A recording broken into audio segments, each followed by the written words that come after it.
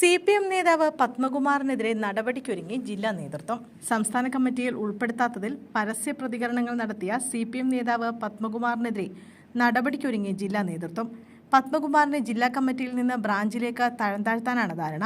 പത്തനംതിട്ട ജില്ലാ സെക്രട്ടേറിയറ്റിൽ പത്മകുമാറിനെ ഉൾപ്പെടുത്തിയില്ലെന്ന കാര്യം ഉറപ്പായിട്ടുണ്ട്. സംസ്ഥാന സെക്രട്ടേറിയറ്റ് യോഗം അദ്ദേഹത്തിനെതിരായ നടപടി ചർച്ച ചെയ്യും. അവിടുത്തെ ധാരണയനുസരിച്ച് പത്തനംതിട്ട ജില്ലാ കമ്മിറ്റിയാകും അച്ചടക്ക നടപടിയെടുക്കുക. അതിന് സംസ്ഥാന കമ്മിറ്റിയുടെ അംഗീകാരം മതിയാകും. മധുരയിൽ നടക്കുന്ന പാർട്ടി കോൺഗ്രസിന് ശേഷമേ അച്ചടക്ക നടപടി ഉണ്ടാകൂ എന്നാണ് സൂചന.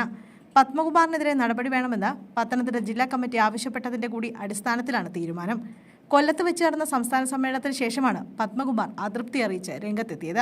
കൊല്ലത്ത് നടന്ന സംസ്ഥാന സമ്മേളനത്തിൽ പുതിയ സംസ്ഥാന കമ്മിറ്റി രൂപീകരിച്ചപ്പോൾ മുതിർന്ന നേതാവായ തന്നെ ഒഴിവാക്കി പാർട്ടിയിൽ ഏറെ ജൂനിയറായ മന്ത്രി വീണ ജോർജിനെ പ്രത്യേക ക്ഷണിതാവാക്കിയതിനെതിരെയായിരുന്നു പത്മകുമാറിന്റെ പ്രതിഷേധം. ചതിവ്, വഞ്ചന, അവഹേളനം, 52 വർഷത്തെ ബാക്കിപത്രം, ലാൽസലാം എന്നായിരുന്നു പത്മകുമാറിന്റെ ഫേസ്ബുക്ക് പോസ്റ്റ്.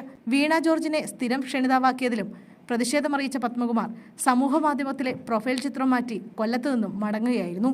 വിവാദമായതിനെ തുടർന്ന് ഫേസ്ബുക്ക് പോസ്റ്റ് പിന്നീട് പിൻവലിച്ചു. ഇത് ഗുരുതര അച്ചടക്ക ലംഘനമായാണ് പാർട്ടി വിലയിരുത്തുന്നത്. മുൻ MLA-യും തിരുവിതാംകൂർ ദേവസ്വം ബോർഡ് മുൻ പ്രസിഡന്റുമായ പത്മകുമാറിന് അർഹമായ അംഗീകാരങ്ങൾ നൽകിയെന്നാണ് പാർട്ടി വിലയിരുത്തൽ.